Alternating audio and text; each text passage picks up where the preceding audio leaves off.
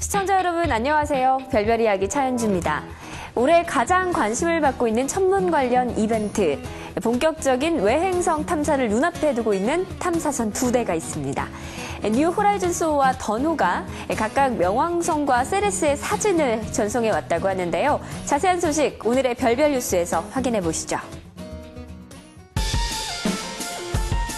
최초의 외행성 탐사선 던호가 세레스에 근접해 영상을 찍어 지구로 전송했습니다.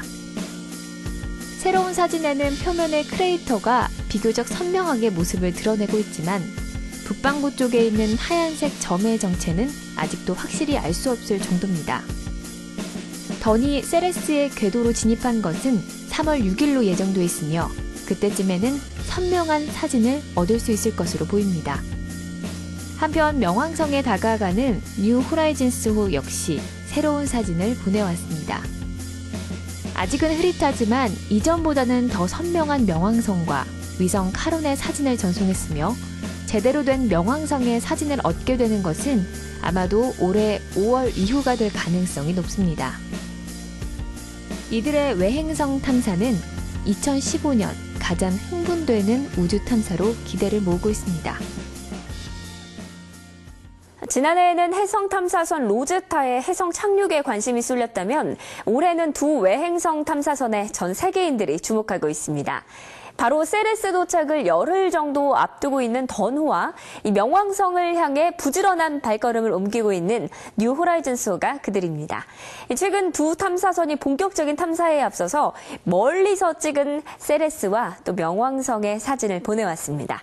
그럼 오늘도 이태영 교수님과 함께 자세한 이야기 나눠보도록 하겠습니다. 교수님 안녕하세요. 네, 안녕하십니까. 네, 이 세레스의 모습이 비교적 정확히 찍힌 사진이 전달됐어요. 네, 2월 초에 이제 찍은 사진인데요. 네.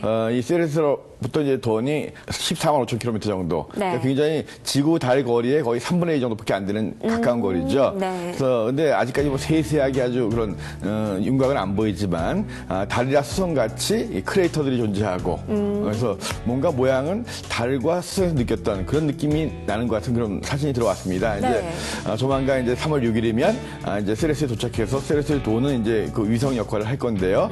우리가 지금 궁금한 것 중에 하나가 작년에 보였던 그 이 세레스 위쪽에 보이는 하얀 점이 과연 무엇일까? 네, 그게 어떤 건지. 예, 그러니까 아직까지 이번 사진 14만 킬로 정도에서 찍은 사진에는 정확히 나오질 않거든요. 네. 그래서 조금만 더 기다리면 될 것 같습니다. 이제 3월 달에 되면 세레스의 그 모습이 정말 이 맨 얼굴이 적나라하게 이제 드러날 것 같고요. 그러니까 아직까지는 잘 모른다라는 그렇죠. 말씀이시죠. 예, 그래서 이제 아직은 좀 더 가봐야지만이 정확한 아주 명확한 사진을 얻을 수 있을 것 같다는 생각이 들고요. 네, 그럼 이번에는 명왕성 이야기를 한번 해보겠습니다. 네. 명왕성은요, 여전히 좀 픽셀 몇 개 정도로밖에 보이지가 않아요. 아주 조그맣게 보이거든요. 네, 오랫동안 날아갔지만 아직도 2억 킬로 정도 남아 있습니다. 네. 2억 킬로면 지구 태양의 거리가 1억 5천만 킬로미터니까 지구 태양보다도 먼 거리예요. 네. 예, 이제 7월 14일 정도에 이제 그 명왕성에 가장 가까이 접근한다라고 하니까 아직도 이제 몇 달 정도 남아 있고 좀 더 가면 갈수록 이제 좀 정확하게 사진이 나오겠죠. 네. 하지만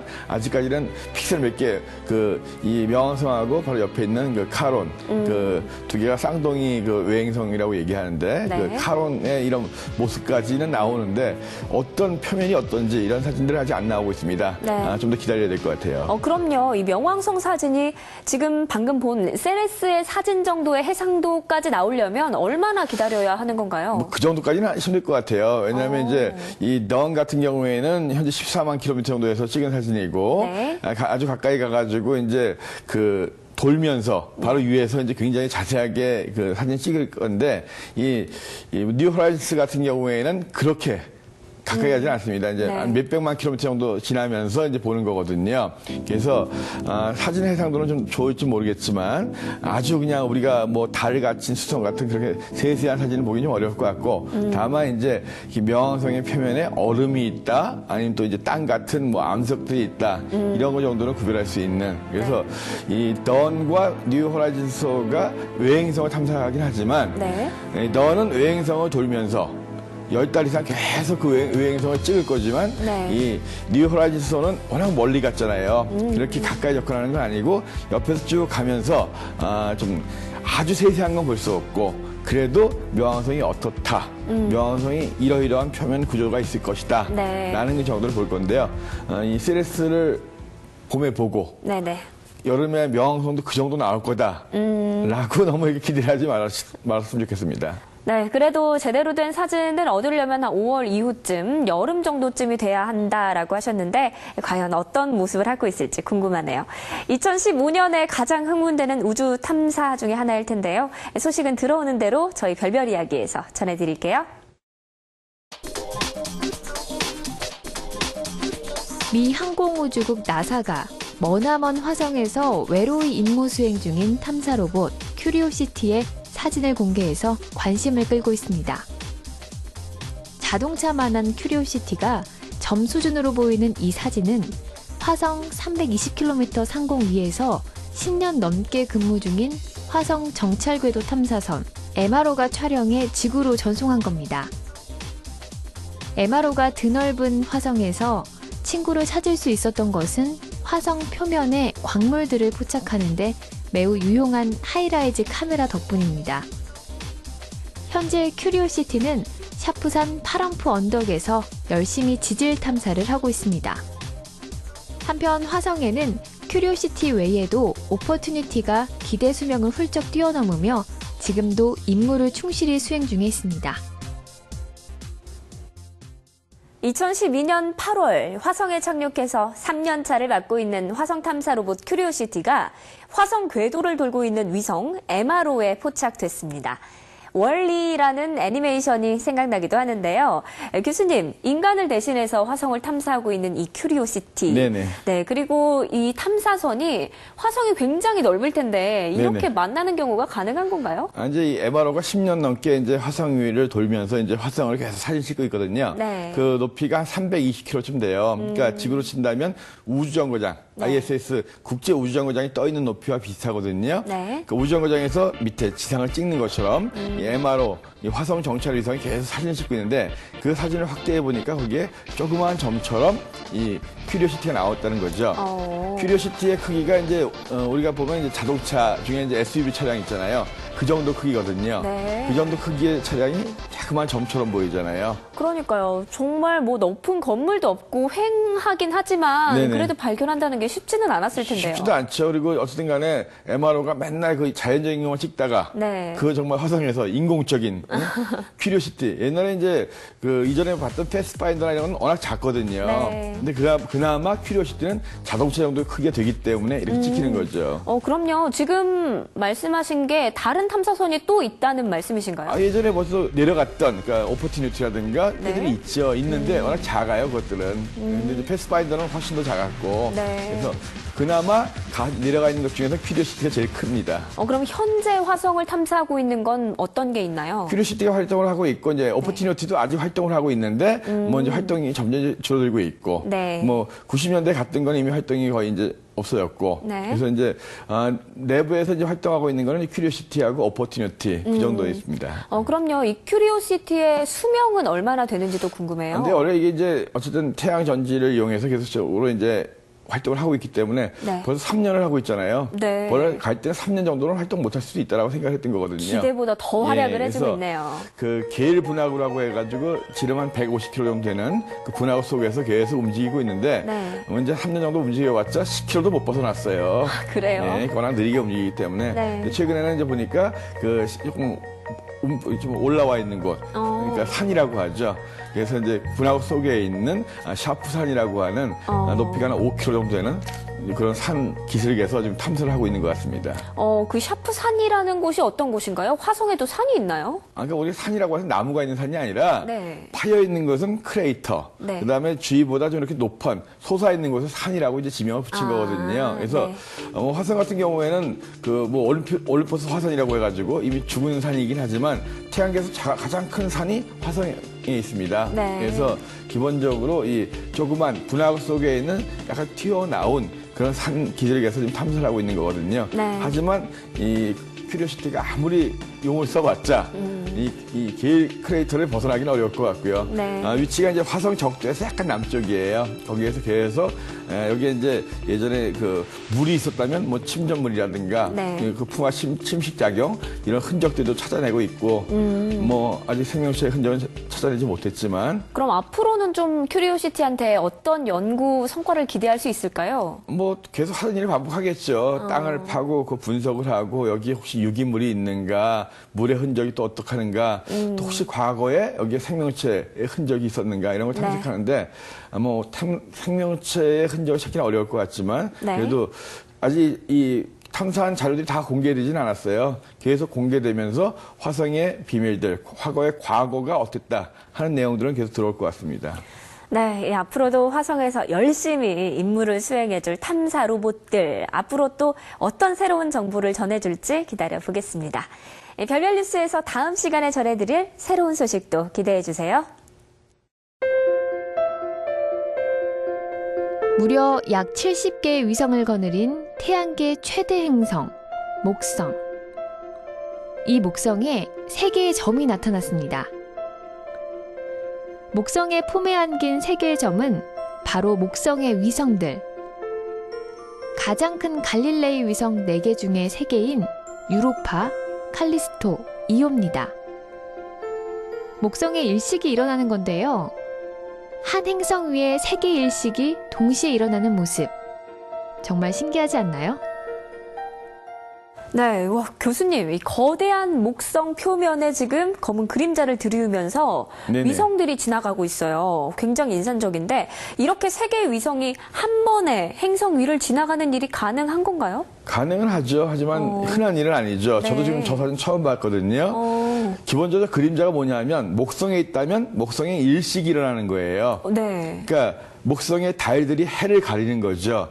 지구에서도 일식 보기 쉽지 않잖아요. 그렇죠. 목성이 크니까 저런 일이 벌어지는 건데요. 동시에 목성에서 3개의 일식이 일어나는 거예요. 정말. 엄청난 일이죠. 네. 그래서 1609년에 그 갈릴레이가 그 망원경 처음 발견했던 4개의 위성을 갈릴레이 위성이라고 합니다. 이오, 에우로파, 가니메데, 칼리스토 이 순서거든요. 네. 그중에 제일 멀리 있는 게 이제 그 칼리스토고 제일 안쪽에 있는 게 이오거든요. 지금 화면에서 보면 이오가 지나가고 칼리스토, 에우로파 이런 순으로 지나가면서 이 목성에다가 이제 그림자를 들이우고 있는 거예요. 네. 뭐 이오 같은 경우는 한 이틀 정도에 한 바퀴 돕니다. 칼리스토는 한 17일 정도에 한 바퀴 돌고. 그러니까 굉장히 빨리 도는 거죠. 네. 지구의 달에 비해서. 그렇죠. 예, 그래서 저 중에서 제일 저게 이제 2호 같은 경우가 지구의 달하고 비슷한 정도의 크기예요. 그래서 움직이면서 계속 하는데 와, 어떻게 행성 하나에 일식이 3군데서 일어날까? 그러니까요. 그것도 각각 다른 네. 참 엄청나게 신기한 사진인 것 같습니다. 네. 예. 그럼 이 목성의 위성이 도대체 몇 개길래 이렇게 되는 건가요? 지금 현재는 거의 70개 정도 돼요. 엄청 많네요. 엄청 많죠. 그 중에 이제 이 4개가 제일 크다는 거죠. 네. 지금 사진에 안 나왔지만 가니메다라는 것이 제일 커가지고 이것은 이제 태양계에 있는 위성 중에 제일 큽니다. 네. 지구의 달보다 훨씬 크고요. 저 중에서 이제 이오가 이제 지구 달하고 거의 비슷하고 칼리스토는 이오보다 좀 크고 그다음에 에우로파는 이오보다 조금 작고 그러니까 그래도 거의 뭐 지구의 달급 정도는 되는 그런 위성들이거든요. 네. 자그마한 위성들은 그냥 작아가지고 뭐 웬만한 망원경을 보이지도 않고 탐사선이 가서 찾고 한 건데요. 한 70개 정도의 가 발견됐는데 아직도 발견 안 된 것들이 더 있어요. 그래서 목성이나 이 토성 같은 경우 다 60개가 넘는 위성들을 갖고 있는데 네. 어느 게 더 많다. 딱 말하기가 힘든 것이 계속 발견되고 있거든요. 그래서 워낙 자식들이 많은데 그중에 제일 큰 자식 넷입니다. 그중에 3개가 목성으로 딱 들어가는데 아마 이런 일이 뭐 이렇게 직접 보기 굉장히 힘들 것 같고 네. 4개가 동시에 이렇게 갈리는 경우도 있긴 있겠지만 그런 일은 정말 확률적으로 계산을 안 해봤는데 네. 아주 힘들 것 같습니다. 네, 70개 정도나 되는 목성의 위성 중에 그래도 가장 큰 4개의 네. 위성. 그럼요, 이 위성의 특징들은 어떤 게 있는지도 궁금해요. 예, 이제 제일 안쪽에 있는 게 2호거든요. 네. 제일 안쪽에 있다 보니까 목성의 중력 작용이 굉장히 많이 돼가지고 굉장히 불안정해요. 그래서 화산이 폭발합니다. 태양계 위성 중에서 화산 활동을 하고 있는 유일한 위성이 바로 2호예요. 네. 그래서 2호는 화산 활동을 하고 있기 때문에 유명하고 그다음에 뭐 에우로파 같은 경우나 이제 칼리스토 이런 부분들은 이 표면에 얼어가지고 그 내부에 녹아 있는 바다가 있을 거다.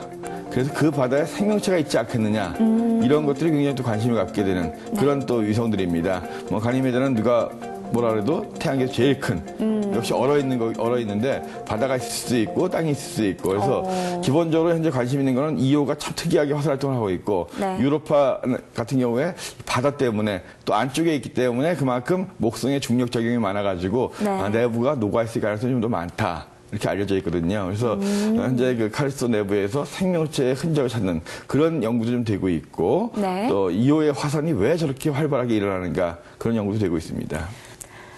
네, 신기하고 재미있는 영상으로 찾아오는 와우 천문 영상. 오늘은 목성에서 일어나는 세계의 동시다발적인 일식 현상 살펴봤는데요. 다음 시간에는 또 어떤 영상이 우리를 찾아올지 기대해 주세요.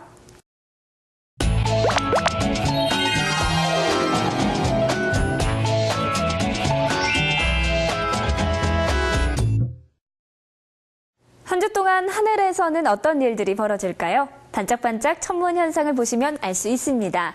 네, 교수님, 이번에 전해주실 하늘 소식 어떤 건가요? 네, 이제 달이 상향서부터 점점 커지고 있죠. 네. 뭐 특별하게 재밌는 이런 현상은 있는 건 아니고요. 저녁 하늘에서는 동쪽 하늘에 있는 금성이 점점 밝아지고 있습니다. 네. 근데 그 금성 옆에 3월 4일 저녁 이 천왕성이 아주 가까이 접근을 해요. 천왕성 아마 평생 한번 보기 힘드실 거예요. 네. 눈으로는 시골에서 겨우 보일 정도고 쌍안경으로 보면 잘 보일 수 있거든요. 네. 근데 이 천왕성이 3월 4일 날 저녁에 한 7시 반쯤 금성과 아주 붙어버려요. 오. 달보다도 가까이 붙습니다. 오. 쌍안경으로 볼 수가 있거든요. 네. 평소에 천왕성이 저거다라고 해도 위치를 못 찾잖아요. 네. 금성은 누구나 쉽게 찾을 수 있어요. 금성은 뭐 밝기가 일반 1등성보다도 수십 배 이상 밝기 때문에 네. 저녁 하늘의 서쪽 하늘에서 제일 밝은 것이 금성. 바로 옆에 네. 그래도 자그마한 별이 있습니다.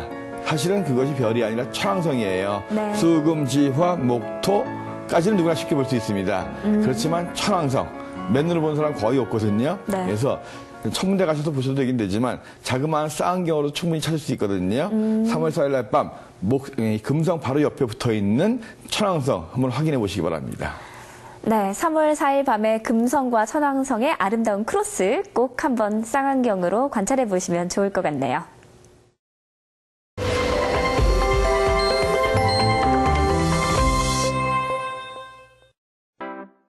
별별 이야기 오늘 준비한 소식은 여기까지입니다. 즐거운 시간 되셨나요? 다음 시간에도 재미있고 알찬 소식들 가득 준비해서 찾아뵐 테니까 기대 많이 해주시고요.